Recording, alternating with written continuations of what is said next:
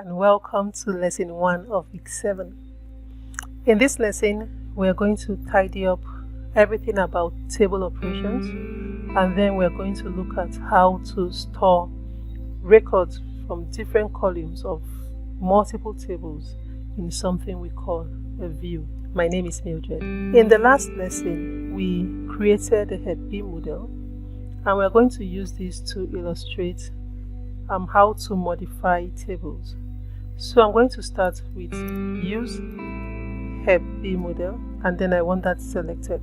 Let's assume that the registration table needs a new column called biological sex. So first of all, let's look at what the registration table holds.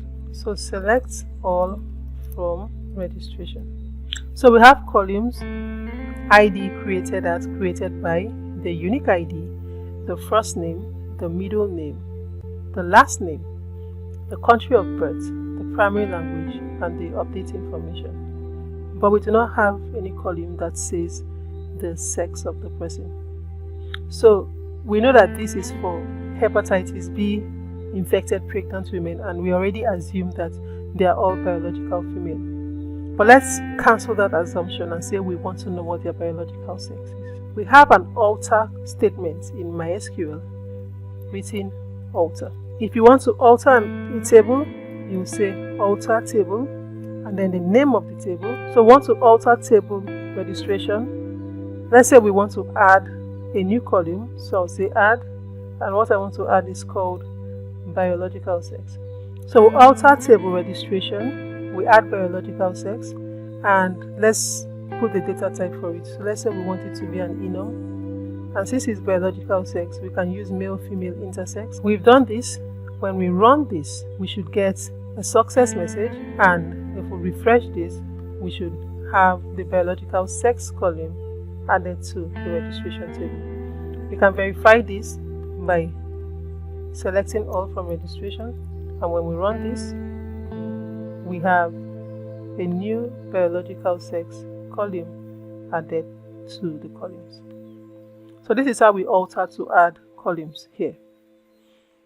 If we want to alter to drop a column, let's say we no longer want the biological sex to be part of the columns, we put a query using the same alter command. We'll say alter, and we're going to be altering the table registration.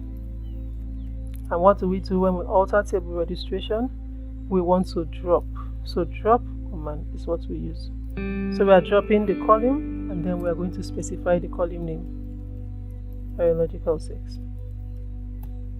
And when we run this, we should refresh and see that biological sex is no longer in the list of columns. And when I uncomment this and run, we shouldn't have biological sex as a list in the list of columns. We can also modify the data type of a column. Let's say we have this created to be a timestamp, and we want to change this from timestamp to be like a varchar. We use the alter. So let's say alter table registration, and the next thing we're going to do here is to write modify.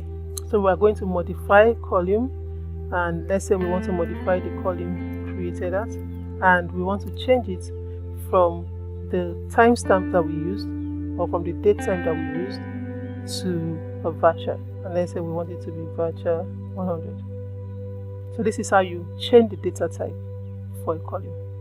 I mean, it only makes sense to leave with the created at to have one of the date types, but this is just for illustration now. So when I run this, it's successful, it is changed. So these are the alter operations that you most commonly perform. But let's say we want to put a different kind of constraint. Let's say we want to check that we want to have two different tables, one for pregnant women that are minors and another for pregnant women that are adults.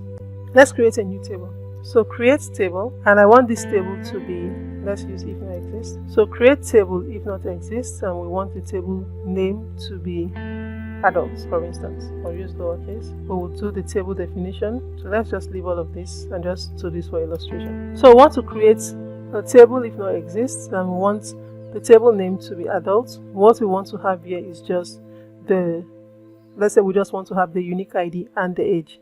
So let's say ID here. We'll leave this as auto increment and we'll leave it as a primary key. We want to get the unique ID, which is going to be virtual 255. And we already saw in the previous lesson that it's going to be a foreign key, but I just want you to know that when we add new tables and we have things like unique ID, we want it to be linked to the parents table that has a unique ID, so that when one change is made on the parent, it cascades down. So we're going to have the age, and let's leave this as an integer. So let's say these are the table definition that we want to have for this demo. We want to make sure that any of the data inserted into this adults table has the age greater than 18. We can use a constraint called check like this. And what are we checking? The age column, and we want to check that it's greater than or equal to 18. And this is how we enforce that constraint on this table. And so when I run this, it should create the table adults. When I refresh, I'll find the adults table. When I try to insert into adults, and I want to be inserting into the columns unique ID, because now ID is auto increment, so we don't need to insert into that. So I'm going to insert into unique ID and age, and I want to insert the values. The unique ID, I'll just give it any value, and then the age, I'm going to give it the value 15. It should reject this insert because the age is not equal to or greater than 15. When I run this, I get a failure here saying that the check constraint is violated. When I try to select all from adults, we will see that it is not inserted because we violated the check. But when I insert into the adult something that is 18 or above, let's say 18 here, and I run, it will insert this, and when I try to select, we will see that we have that one row inserted. If we want to delete everything in the table, all the data held in the table, without having to delete the table, we use a statement called truncate, and it's written truncate table, and the table name, let's say adult. And when I run this, it's going to delete everything in the adult table. And when I say select all from adult, we are going to get nothing on the table because we have deleted. We can actually do something like creating an index on a table. Let's say there's a need where you need to put an index. We can actually create index by doing something like, let's say we want to create index on the registration table. So I'll say create index, and let's give the index a name. And let's say we want to give the index a name, index unique. So we want to make the unique ID an index. So we'll say index unique. And so we want to create the index on a table. So let's say we want to create it on the registration table. And we want to say the column that will be an index. When I run this, we'll get a success. An index is created on the registration table. This is basically how we create indexes. If we want to look at the table, let's say registration, and we want to look at not the column indexes, we will see that we have index unique here, and we can see the definition here. The column is unique. If we want to drop the index, we use the alter table command, and we'll say alter table registration, drop index name. So let me do that for you. So I'll say alter table registration, drop index, and the index name that we created was unique IDX. And when I run this, I should drop the index. When I refresh and I check on indexes, that is gone. Let's look at another concept called views. Recall that in earlier lessons we looked at joins, and we looked at how to take data from different columns of different tables to produce a result on a table. But we did not learn how to save this table so that next time we don't have to repeat writing those queries over and over again. We want to have something like a table that holds this result that we fetch from different columns, and we want it updated in real time every time the primary tables involved are updated. There is a concept called views in MySQL that helps us do this. Let's use Secular Database. Recall that we looked at the definition or the content, the column definitions of the actors table. we looked at the definition of the film actor table and of the film table. So let's refresh ourselves. Select all from actor. We have the first name, the last name. We have actor ID, last update. We are interested in the first and last name from the actor table. It has the actor ID column. If we want to look at the film actor table, we have the actor ID, the film ID. So the film actor table and the actor table have the actor ID columns in common. So take note of that. Let's look at the film table. In the film table, we have the film ID, the title, description, release year, and other information. The film actor and the film table have the film ID column in common. So take note of that. We want to create a view that will take the first name, the last name, the film ID, the title, the description, and the release year, and dump them in one table, so that we can always query that table to get these results in one table. And in software development, you want to have views that you can actually perform a query on faster than having to write all of the joins within your lines of code. So let's do this. To create a view, we use create or replace view, and then we give the view a name. Let's say we want a view called movie details, and this movie details will hold all of the columns of interest we have from other columns. So you create or replace view movie details has. Now you will define what columns from what table you want to combine into a view. Let's say we want A dot first name, A dot last name, and A is the actor table. We want B dot film ID, and B is the film actor table. We want C dot title, we want C dot description, we want C dot release. I'll pick this C dot release here. C is the film table. From, and we're taking this from actor A, and now we are going to use join because 3 tables are involved. Join film actor B on A dot actor ID equal to B dot actor ID. We use join again.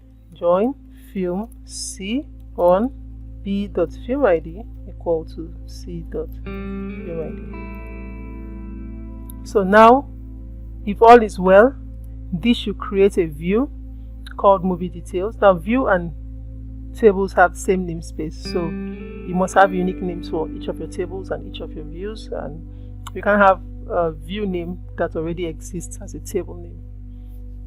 So we have create or replace view, the name of the view, has, because we have to use select. So select.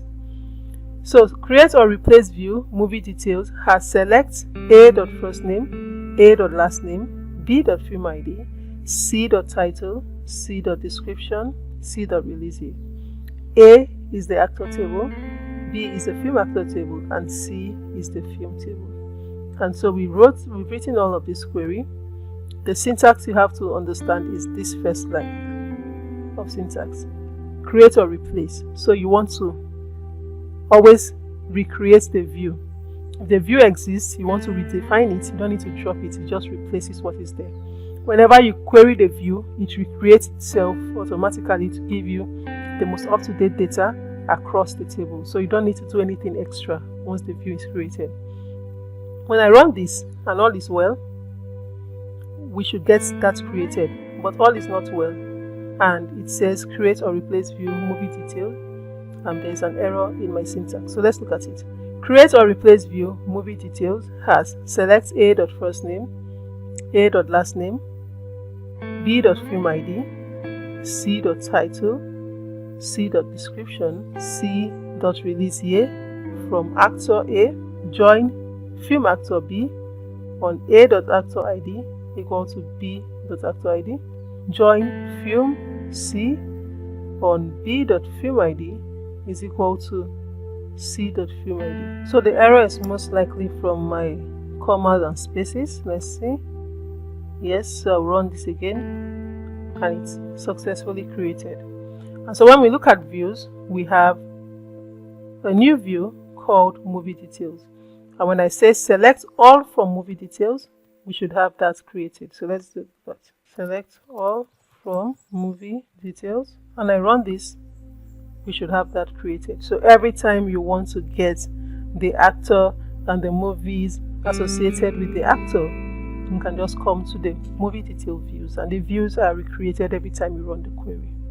So this is where we end this lesson, and this brings us to the end of part 1 of this course. Thank you and see you in part